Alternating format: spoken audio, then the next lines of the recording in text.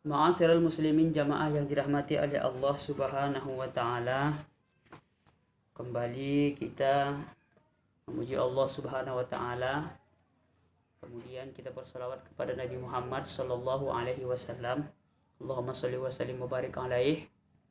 Mudah-mudahan kita semua mendapatkan syafaat beliau di yaumil akhir kelak nantinya, amin ya rabbal alamin. Kita lanjut, materi kita pada hari ini adalah terkait tentang zakat di Indonesia.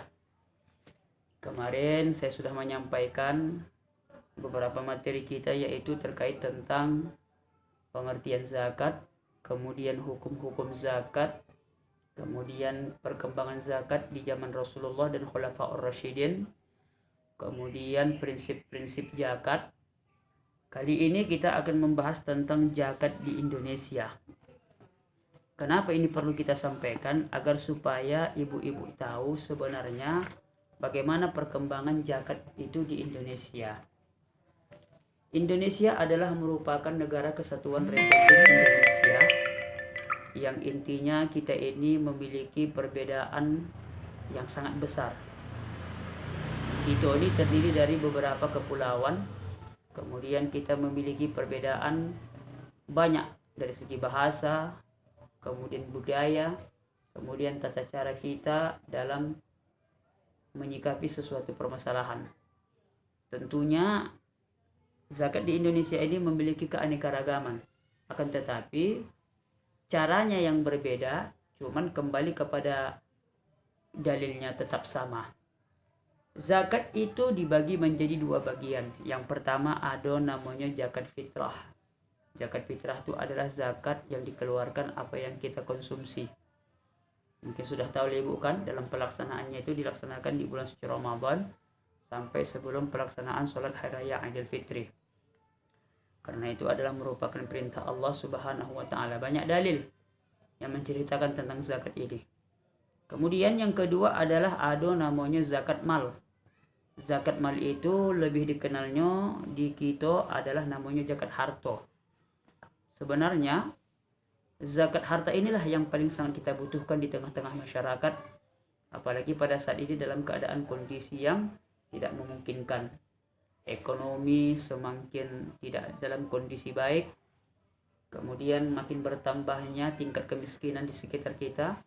Maka zakat ini adalah merupakan salah satu solusi yang terbaik dalam menanggulangi masalah tersebut. Kemudian daripada itu, ada beberapa hal kebiasaan zakat yang ada di Indonesia. Ini yang perlu kita klarifikasi agar supaya pola pemikiran kita itu terbuka. Yang pertama adalah pada umumnya zakat atau seorang muzaki yang memberikan zakat itu langsung kepada yang mustahik. Itu dia. Di satu sisi ada positif, di satu sisi juga ada negatif. Positifnya di mana? Kita paham, kita tahu, kita mengerti, dan kita melihat bahwa orang yang kita beri zakat itu memang betul-betul orang yang berhak menerima zakat. Itu dia konsepnya. Muzaki itu adalah orang yang memberi zakat. Sedangkan yang mustahik itu adalah orang yang menerima zakat. Kalau seandainya zakat itu langsung kita berikan kepada yang bersangkutan, maka sudah jelas kesahihannya. Sudah jelas dia betul-betul orang yang menerima zakat. Cuman di sisi negatifnya ada. Apa itu negatifnya Ustadz? Yang pertama, secara pengelolaan mungkin dia saja mungkin yang mendapatkan zakat tersebut. Tidak merata di kampung tuh.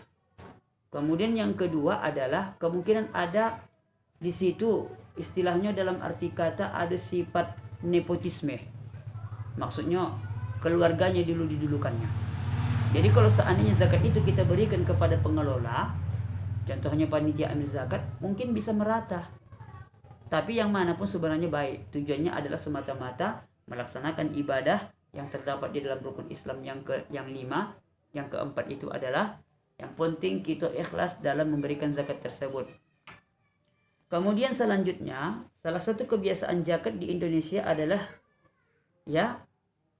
para muzaki yang membawa zakat itu, yang menyerahkan zakat itu, menyerahkan zakat tersebut terbatas hanya zakat fitrah. Mungkin betul ini pernyataan ini. Kenapa saya bilang betul? Orang lebih banyak membayar zakat fitrah daripada membayar zakat mal. Kenapa? Karena zakat fitrah ini tak apalah banyak. Berapa kira-kira Bu? Kalau kita bayar zakat 2 kilo 7 on. Itulah yang kita bayar. Ada yang 2,5, ada yang 2,7, bahkan ada yang mencapai 3 kilo. Itu terserah masing-masing pengambilan.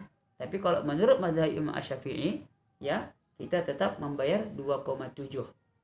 Memang ada beberapa pendapat mengatakan bahwasanya 3 kilo. Kenapa? Pendapat yang seperti itu Bu bagus. Kenapa bisa bagus? Karena dikhawatirkan beras yang kita masukkan ke dalam plastik itu bisa jadi kurang alias susut. Kalau sempat takaran zakat itu berkurang, maka itu bukan zakat lagi namanya, berubah nanti menjadi sedekah atau infak. Tapi kalau seandainya berlebih, kan? Misalkan contohnya 2,7 kita zakatkan. Ternyata zakat kita itu 2,9. Anggaplah lebihnya itu sebagai sedekah jariyah kepada orang-orang yang mustahil. Jadi intinya seperti itu. Kalau berlebih, amanlah. Tapi kalau kurang, ini yang bahaya. Makanya kalau supaya kita waspada, wanti-wanti kita terhadap zakat tersebut, nanti bisa tak menjadi zakat, maka kalau bisa lebihkanlah. Paling banyak 3 kg. Kira-kira bentuknya seperti itu. Jadi kita tingkatkan lagi bahwasanya zakat fitrah itu perlu kita laksanakan, perlu. Sangat perlu. Bahkan itu wajib bagi seluruh umat Islam. Karena ada perintahnya di dalam Al-Quran. Banyak ayat-ayat yang menceritakan tentang zakat ini. Tetapi di masyarakat kita, kalau untuk yang namanya zakat harta, ini sangat sedikit sekali. Kenapa? Karena mereka tidak tahu sebenarnya macam mana penerapan zakat mal ini. Zakat harta ini secara keuntungan, secara manfaat sangat banyak manfaatnya. Apalagi itu diperuntukkan bagi orang-orang miskin. Sangat mereka butuhkan itu ibu-ibu. Ya, cuma lagi kadang-kadang masyarakat ini kadang-kadang tak tahu, dia tak merasa dirinya kaya padahal sudah mencapai hisab dan haulnya. Jadi kalau Anda ingin mengetahui daripada berapa jumlah haul ataupun hisab dalam mengeluarkan zakat harta, maka boleh ibu-ibu yang ada semua di sini mendatangi yang namanya kantor urusan agama, ke kantor kualah, biar kita jelaskan bagaimana tata cara pelaksanaan zakat mal. Tapi intinya adalah bahwasanya kalau seandainya ibu mengamalkan yang namanya zakat mal tersebut, mudah-mudahan harta kita itu bersih. Kenapa? Karena tujuan daripada membayar zakat itu adalah membersihkan harta-harta yang kita miliki. Kita tak tahu harta kita ini entah dari mana kita dapat. Sedangkan yang tahu kita tak betul diharamkan, apalagi yang tak tahu. Jadi kalau bisa harta yang kita dapatkan itu kita bersihkan, ya. Kita bersihkan dengan cara apa? Dengan cara membayar zakat yang kita serahkan kepada badan amil zakat. Karena apapun cerita Bu, ada di dalam hadis Rasulullah mengatakan bahwasanya setiap harta yang kita miliki ada hak-hak orang-orang miskin di sana.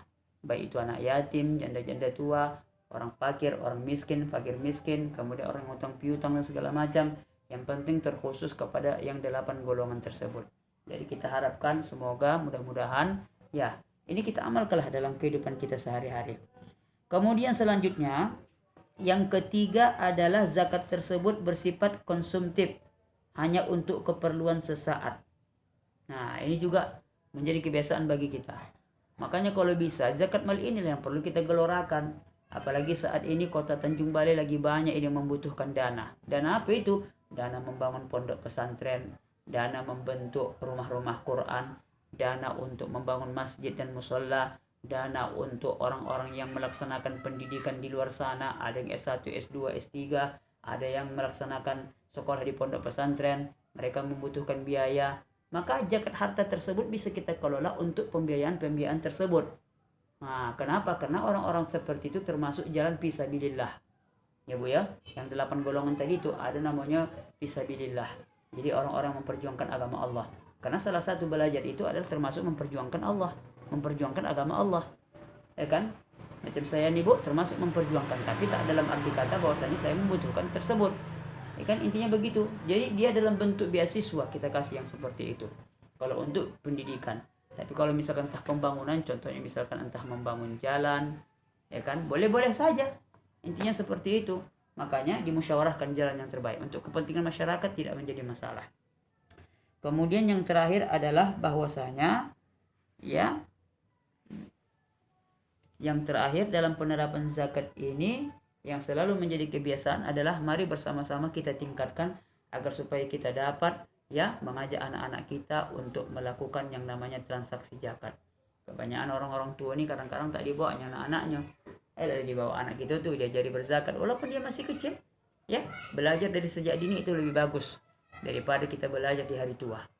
Jadi mungkin dapat kami sampaikan, Bu, ya. Mudah-mudahan apa yang saya sampaikan ini bermanfaat untuk kita semua, ya. Billahi taufiq wal hidayah. Assalamualaikum warahmatullahi taala wabarakatuh.